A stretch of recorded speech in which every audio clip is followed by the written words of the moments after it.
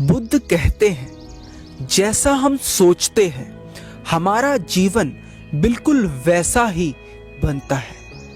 एक छोटी सी कहानी बुद्ध के इस कथन को समझाने के लिए।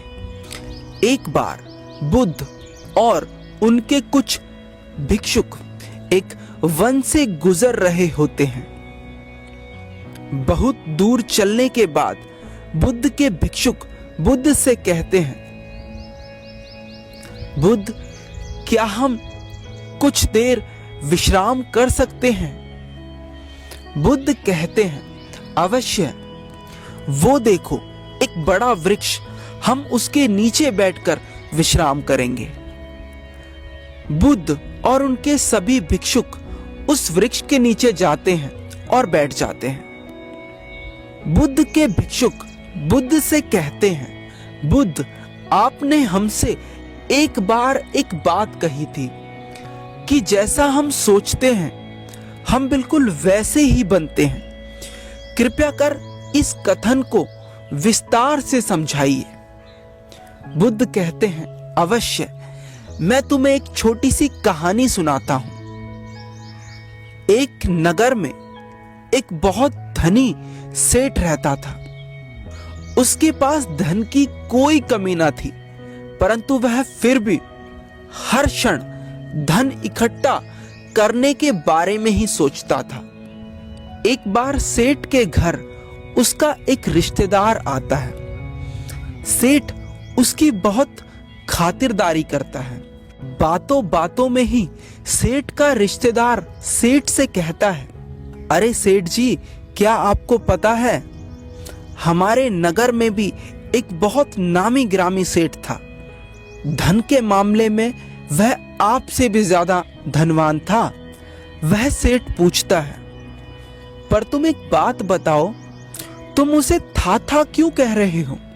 सेठ का रिश्तेदार कहता है, था मैं इसलिए कह रहा हूं क्योंकि वह अब जीवित नहीं है, वह मर चुका है। सेठ बेचारा धन को इकट्ठा करते करते यह भूल ही गया था कि मृत्यु नाम की भी कोई चीज होती है और वो सेठों को भी आती है। सेठ उस व्यक्ति से पूछता है, क्यों, क्या कारण हुआ जिससे उसकी मृत्यु हो गई? सेठ का रिश्तेदार कहता है, कारण तो कुछ ना था, अचानक ही उसका बुलावा आ गया और उसे जाना पड़ा। सेठ कहता है, अरे ऐसे कैसे बुलावा आ गया? उसे कोई बीमारी होगी। वह व्यक्ति कहता है, नहीं, उसे कोई बीमारी नहीं थी, वह तो बस अचानक ही मृत्यु को प्राप्त हो गया। सेठ अपने रिश्तेदार की बात सुनकर हैरान रह जाता है, क्योंकि अब तक वह सोचता था कि मृत्यु बुढ़ापे में आती है या किसी बीमारी के कारण आती है। क्योंकि सेठ अभी जवान है और अभी मरना भी नहीं चाहता।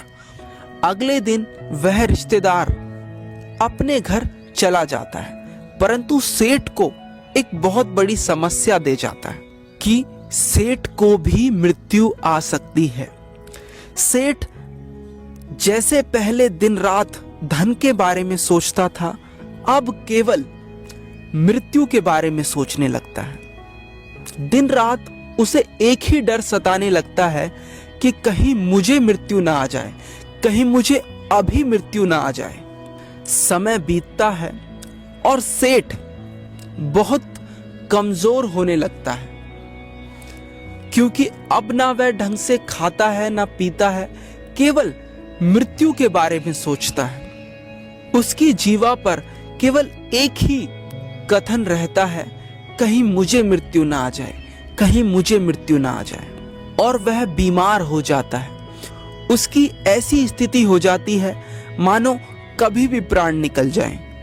सभी लोग उस सेठ की ऐसी हालत देखकर बड़े आश्चर्यचकित होते हैं, क्योंकि उन्होंने देखा था कि यह सेठ तो हमेशा खुश रहता था, इसके पास तो धन की कोई कमी ना थी, पर अब इसको क्या हुआ? अब सेठ कहीं जाता आता नहीं था, केवल एक जगह लेटा रहता था। उस सेठ की हालत देख उस सेठ का एक मित्र एक सन्यासी को उस सेठ के पास लाता है और कहता है, सुनो, ये बहुत पहुंचे हुए सन्यासी हैं, तुम इन्हें अपनी समस्या बताओ, ये उसका जरूर समाधान कर देंगे। वह सन्यासी उस सेठ से पूछता है, क्या हुआ? मैंने तुम्हें पहले भी देखा है, परंतु तुम इतने कमजोर कैसे हो गए?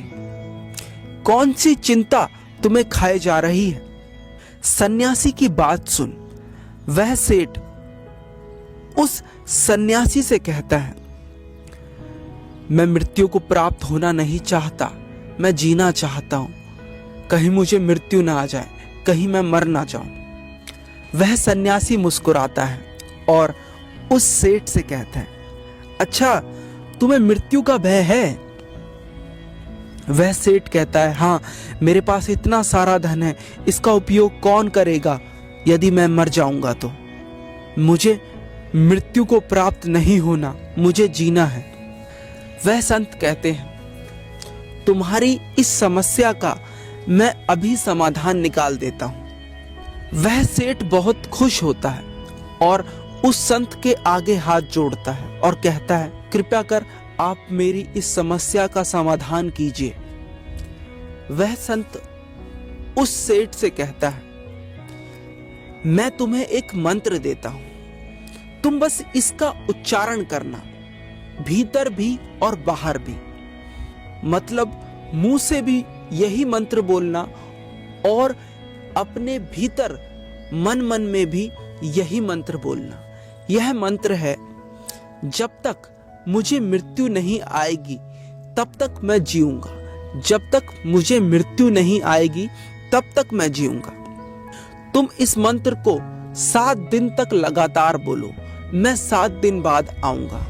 और वह सन्यासी वहां से चला जाता है। 7 दिन बाद वह सन्यासी लौटता है तो वह देखता है कि सेठ स्वस्थ होने लगा है और सेठ भी उस सन्यासी को देखकर उनके चरणों में गिर पड़ता है और उन्हें धन्यवाद कहता है।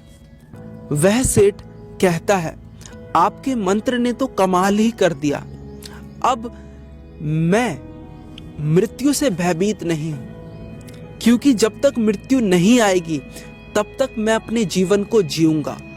पहले मैं मृत्यु के डर के कारण जीवन को जी ही नहीं पा रहा था, परंतु आपके मंत्र ने तो मेरा जीवन ही बदल दिया।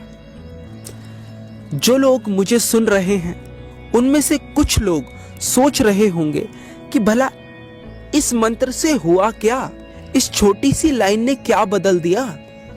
तो मैं आपको बताना चाहता हूं, जब उस सेठ को उस दूसरे सेठ के बारे में, उस दूसरे सेठ की मृत्यु के बारे में नहीं पता चला था, तब वह केवल धन के बारे में सोचता था और दिन रात उसके धन में बढ़ोतरी हो रही थी।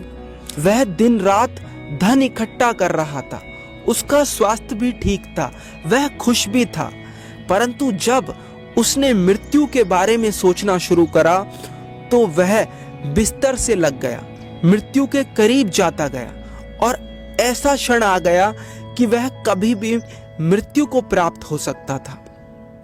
तो इस छोटी सी कहानी से हमें यह समझ आता है कि जो हम भीतर और बाहर रटते रहते हैं वही हमारे जीवन की हकीकत बन जाती है, वही हमारे जीवन की असलियत बन जाती है। तो मैं आपसे कहना चाहता हूं कि आप दिन रात भीतर और बाहर क्या बोलते और सोचते हैं। जो आप बोलते और सोचते हैं बिल्कुल उसी तरह का जीवन आपका होने वाला है। धन्यवाद।